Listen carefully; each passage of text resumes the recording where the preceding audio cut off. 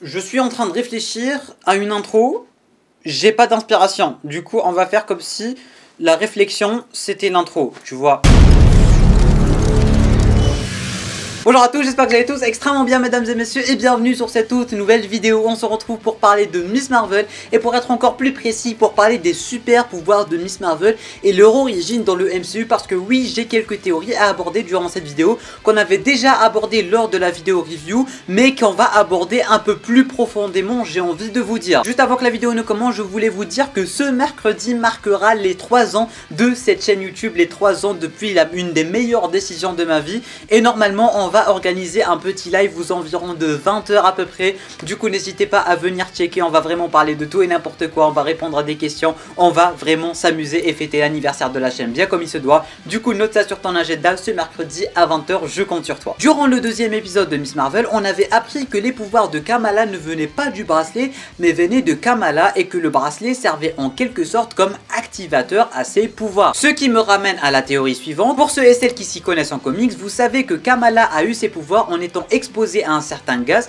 qui a été libéré par Thanos. C'était à peu près la même chose avec le jeu Marvel's Avengers, sauf que dans le jeu il a été libéré par l'AIM. Ce n'est pas vraiment la même chose, mais en globalité c'était en quelque sorte la même idée générale. Et du coup de base dans Marvel on a des inhumains et on a des mutants. Les inhumains c'est tout simplement des gens qui ont des gènes en eux, qui ont des gènes de super-héros, qui ont des gènes de pouvoir en eux tout simplement, et du coup ils ne sont tout simplement pas libérés. Dans les comics ainsi que dans le jeu Marvel's Avengers, quand ce gaz a été dissipé, il y a pas mal de gens qui avaient déjà ces gènes d'inhumains en eux, qui ont tout simplement eu des super pouvoirs. Par exemple Kamala, qui avait des gènes d'élasticité en général, elle a pu se transformer en Miss Marvel, et du coup en respirant ce gaz, en tombant dans les pommes puis en revenant à elle, elle a découvert qu'elle avait tout simplement des super pouvoirs. Ce qui me ramène à la théorie suivante: est-ce que le MCU a potentiellement changé les origin story de tous les inhumains en général, et du coup a transformé ce fameux gaz qu'on appelle le terrigène, si je dis pas de bêtises, corrigez-moi en commentaire. Et du coup j'ai l'impression que dans le MCU en fait, ce fameux bracelet c'est un peu l'équivalent du gaz. Et du coup si c'est vraiment le cas, est-ce qu'il n'y aurait pas d'autres reliques un peu comme ce fameux bracelet de Kamala qui vont permettre aux inhumains tout simplement d'activer leur pouvoir? C'est ça la question que je me pose. En tout cas tout porte à y croire, surtout grâce au deuxième épisode. Lors de la scène de l'entraînement, on avait Bruno qui lui a dit que les pouvoirs venaient pas du bracelet mais venaient d'elle, et que le bracelet servait uniquement à canaliser et activer ses pouvoirs, si je peux dire ça comme ça. Du coup j'ai vraiment l'impression que ce fameux bracelet c'est un peu l'équivalent du gaz dans les comics, et que c'est lui qui va activer des pouvoirs d'inhumains.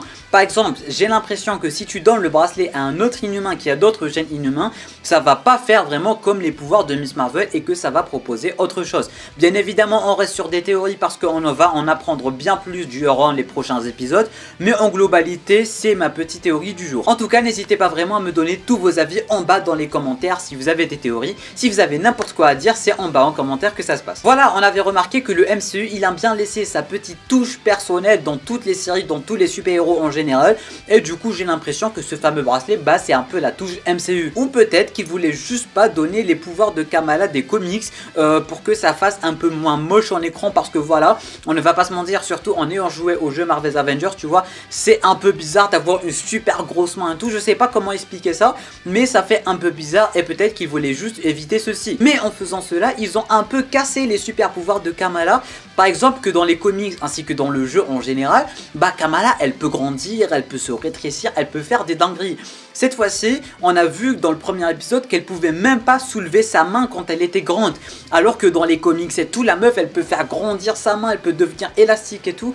Du coup je ne sais vraiment pas quoi penser de ces fameux pouvoirs et quoi penser de l'origine de ces pouvoirs en général. Mais en tout cas si ma théorie est juste et que le bracelet a servi à activer les pouvoirs d'inhumains de Kamala, et si ils vont aborder les inhumains dans la série, ce qui est vraiment fort probable, parce que voilà il y aura une autre vidéo qui va arriver durant cette semaine sur la chaîne qui va parler des inhumains en général, de damage control et du méchant en général de la série, d'où l'intérêt de t'abonner ainsi qu'activer les notifications. Mais bref, comme je disais, si ma théorie est vraiment réelle, j'ai vraiment l'impression que le bracelet ne sera pas tout seul et qu'il y aura d'autres reliques qui vont permettre d'activer d'autres pouvoirs d'inhumains. Chacun aura sa propre relique, j'ai l'impression, ce qui nous proposera un combat final entre Kamala et un autre inhumain, ce qui est totalement possible. Mais en globalité voilà, je reste assez mitigé sur ses pouvoirs malgré ce deuxième épisode, ma foi, plutôt sympathique, qui nous donne un peu plus d'indices, un peu plus d'informations, mais en globalité c'est vraiment tout ce que j'avais à dire durant cette vidéo. Bien évidemment, si on aura du nouveau pour les prochains épisodes, on va être là pour théoriser, pour essayer de rectifier ce que j'ai dit durant cette vidéo, pour essayer d'aller un peu plus loin